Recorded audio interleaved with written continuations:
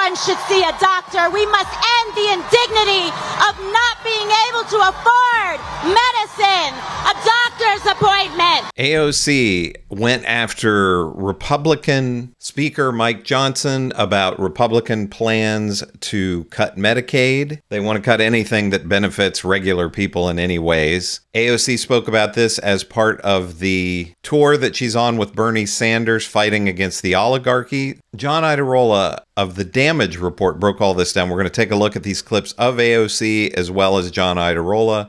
I'm going to share my thoughts on this too. Let's check it out together. Republican House Speaker Mike Johnson is trying his damnedest to make Medicaid cuts seem like something that'll actually be beneficial to the American people, and, well, it's not going well. No one has talked about cutting one benefit in Medicaid to anyone who's duly owed. What we've talked about is returning work requirements. So, for example, you don't have able-bodied young men on a program that's designed for single mothers and the elderly and disabled. They're draining resources from people who are actually do that. So if you clean that up and shore it up, you save a lot of money and you return the dignity of work to young men who need to be out working instead of playing video games all day.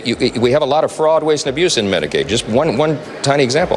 The estimate is $51 billion a year in Medicaid is lost to fraud. That's unconscionable. We now have, with the DOGE efforts and with new algorithms and with new oversight responsibilities and opportunities, we have ability to carve that out. We have a responsibility to do it. That estimate by some people, some estimates say that is very low. It's actually much higher than that. So we're going to go through. I want you all to know Medicaid is one of the most efficient government programs with the least amount of waste. Only 2% of people on Medicaid are able-bodied and looking for a job. Only 2%. And I saw Mike Johnson on the television saying, we got to stop all these able-bodied men from being on Medicaid. First of all, like it's a crime for someone to have health care in America. Health care is a human right in America, and everyone should have it. Everyone should see a doctor. We must end the indignity of not being able to afford medicine, a doctor's appointment. Now, the bottom line, as even Senate Republicans know, is that they are never going to hit the $1.5 trillion number without taking a substantial axe to Medicaid. And given he is leading the charge, here is some context about Mike Johnson you should all know. Almost 40% of his district is on Medicaid, his congressional district, the people who elected him. That's nearly 290,000 people, according to data from KFF Health News. In fact, a major rural hospital in his district remains open thanks in large part to Medicaid. And when KFF Health News spoke with 24 Medicaid enrollees in his district, most of them said they had no idea Speaker Johnson's budget could put that very coverage at risk. So here's a little idea for Democrats before your next town halls. Now's probably a very good time to educate your voters in your neighboring Republican districts about what those Medicaid cuts could mean. Because what's on the chopping block isn't waste or fraud, obviously not. It's hospitals, it's nursing homes, and it's keeping people care within reach for so many people. Here's the thing, they're just lying. And I think, we've all become accustomed to Donald Trump and his modus operandus of lying to the American people. And Mike Johnson is one of his closest allies. And this week, as the Republicans were melting down on the House floor, basically he and the leader of the Republicans in the Senate had to promise the fiscal conservatives in the House that they would cut Medicaid and cut spending by $1.5 trillion, or else they wouldn't have voted for it. So it's very clear it's in the framework. And by the way, Republicans actually leaked their own budget document that showed all of the Medicaid programs that they plan to cut. So it's a complete lie. You can balance the budget and preserve all the benefits of Medicare, all the benefits of Social Security. You can do that. I don't believe in cutting them. I actually have a bill to protect them. Not one Democrat will get on it. What's happened is all these other programs have skyrocketed in size. It looks like we'll have revenues about $5.5 trillion, right?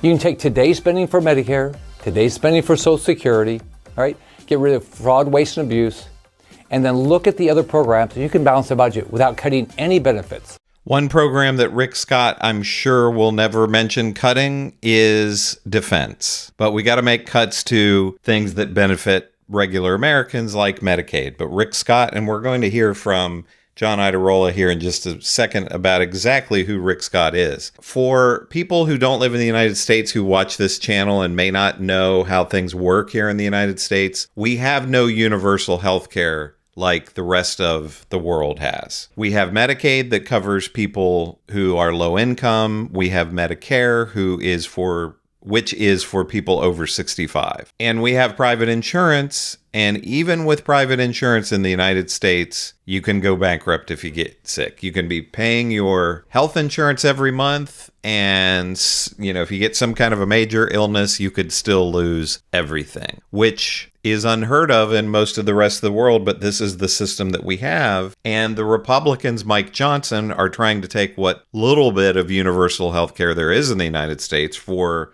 low income and elderly people. And of course, that's too much in the eyes of Mike Johnson. So they want to take that away even. And it's great that AOC and Bernie Sanders are going around the country educating people on this and explaining what MAGA is really trying to do and what they're all about. Which you shouldn't, of Medicare or Social Security. This is all doable.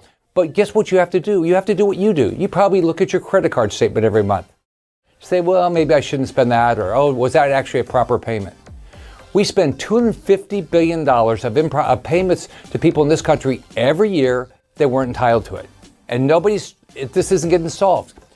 What we're going to solve this problem. We're going to balance the budget. We have to balance the budget if you care about poor families in this country that are struggling with this inflation. The fact that the Trump administration is throwing around their favorite buzzwords, waste, fraud, and abuse, as a smokescreen to slash funding for one of the most efficient and well-audited programs in the country is disgusting. But what really takes it to another level is Florida Senator Rick Scott, the guy who you might know oversaw the largest Medicaid fraud in U.S. history, having the audacity to talk about fraud like it's some widespread issue among everyday people, you and me, rather than the exact crime he committed as a greedy, corrupt healthcare CEO. It is one of the biggest criminal investigations of an American corporation ever. We're executing a search warrant. In the past few months, hundreds of federal agents have raided at least 70 of Columbia's hospitals and offices in 7 states. Rick Scott promised explosive growth to shareholders, but to insiders, Rick Scott could be ruthless. They seem to care more about profits than medicine. Good old-fashioned fraud, lying for money.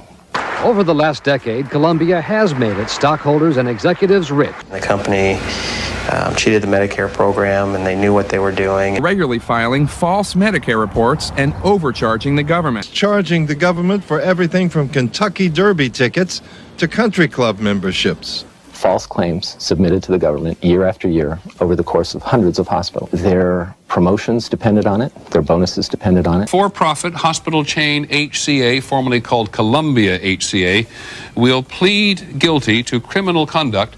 $745 million to settle charges of fraud in Medicare billing. Rick Scott and 5 other top corporate executives have resigned.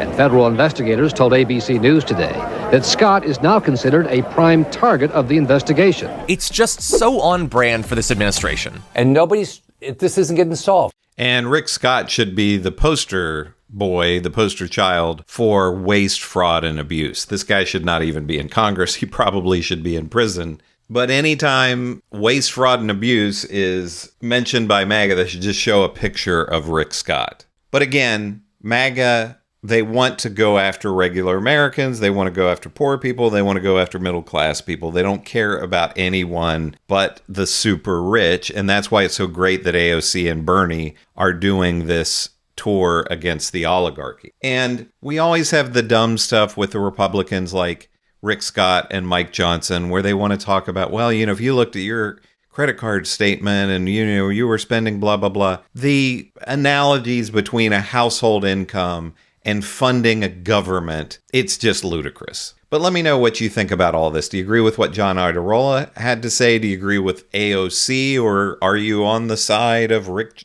Scott and Mike Johnson, who want to cut Medicare and Medicaid and Social Security and anything else that benefits the rest of us? Let me know in the comments what you think about all this. Make sure to give me a like and subscribe. I'm Chris on Culture, and I will see you in the next video.